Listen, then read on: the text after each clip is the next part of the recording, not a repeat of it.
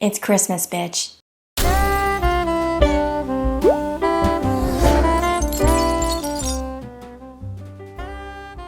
Oh hi, and welcome to my home. I'm Margaret Steward. It's Christmas, bitch. And if you're like me, you've done jack shit to prepare for the holiday. Lucky for you, I specialize in all things last-minute DIY and f*** me, my guests are about to arrive ideas. So get ready to take some notes, because by the end of today's show, you are going to have a spectacular feast planned that you and your guests are going to remember for years to come. One of my favorite side dishes at any holiday gathering is, of course, the mashed potatoes.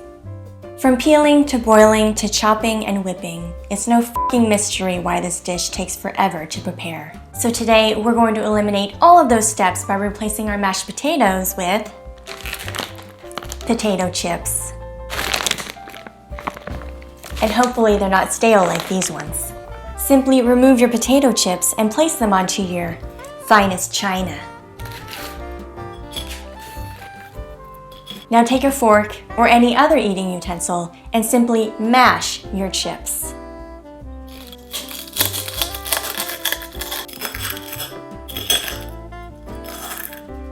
If you want, you can add some milk for that extra creamy mouthfeel we all can't get enough of.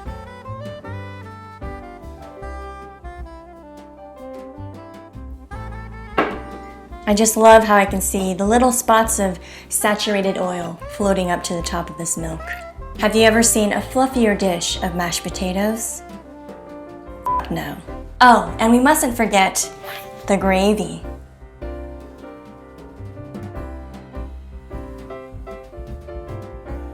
Of course, you don't have to use chocolate syrup. You can also use molasses, peanut butter, coffee, or even Coca-Cola. As long as it's brown and runny, that's all that matters. What a delicious delicacy we have here. Shall we have a taste?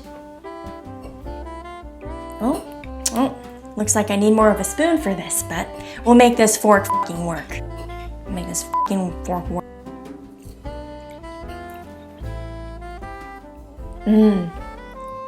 Definitely doesn't taste like I just threw up in my mouth. Your mashed potatoes with gravy. Such an enticing dish that's guaranteed to arouse your taste buds. Another classic side dish that we all adore is the ever-titillating creamed corn.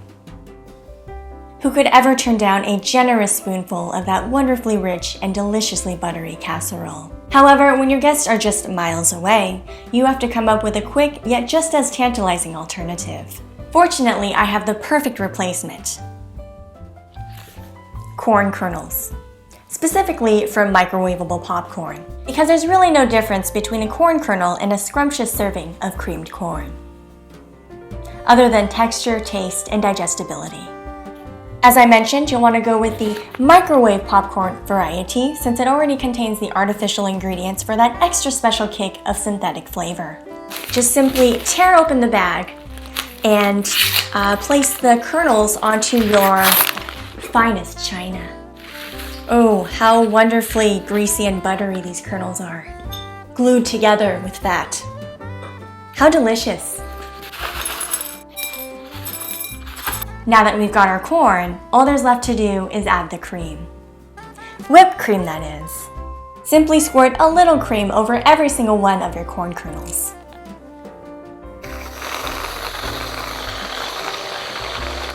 Try not to skimp.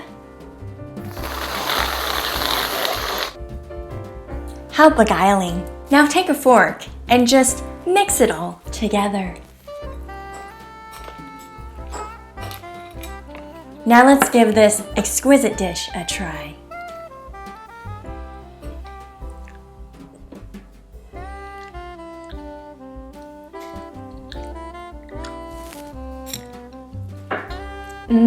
Delicious.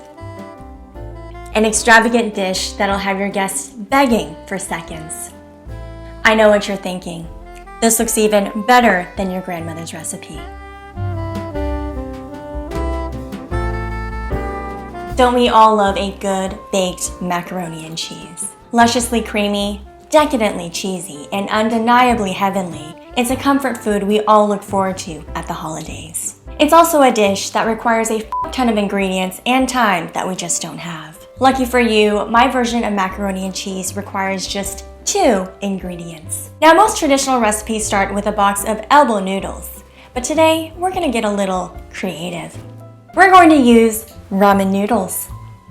And to add a little crunch to our macaroni and cheese, we're just gonna leave it raw. As for the blissfully creamy, incredibly cheesy bechamel sauce that macaroni is customarily baked in, we're instead gonna go for something a little more exotic. Cheese in a can. Simply squirt your cheese right on top of your brick of raw noodles. Boy, does that description sound appetizing.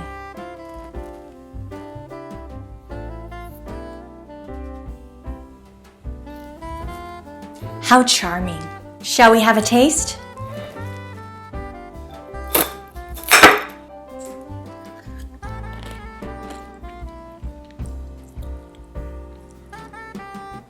I'm getting some wonderful rancid undertones in this dish. I could just eat this for days. Such a wonderful combination of dry, wicker-like noodles and cheese that tastes like sour glue. A magnificent macaroni and cheese that'll leave your guests in awe. A gorgeous Christmas feast would not be complete without the time-honored tradition of a classic honey glazed ham.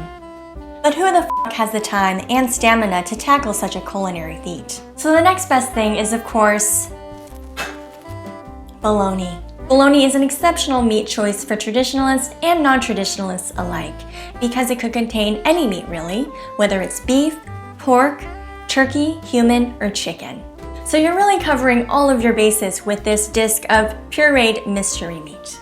And don't worry, I didn't forget about the succulently sweet honey glaze. Since inflation is through the fucking roof these days, instead of using my favorite 100% pure, raw, unfiltered wildflower honey, we're going to brush this bologna with some corn syrup, also known as the poor man's honey.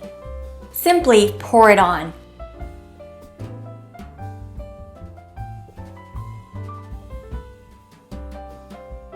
Now take a pastry brush and simply spread that corn syrup all over your bologna. Just look at how the corn syrup glides so effortlessly over the wet bologna. Simply exquisite. This is going to make for a stunning centerpiece at your Christmas table.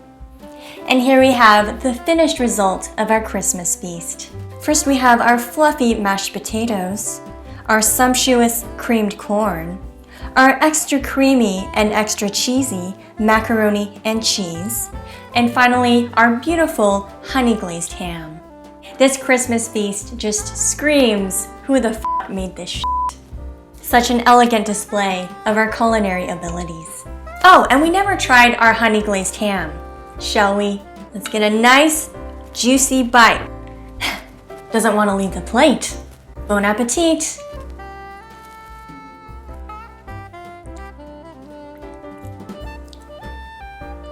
Tastes like a sugary hot dog. Well, my guests are just about to arrive, so I better get ready. Until next time, I'm Margaret Steward.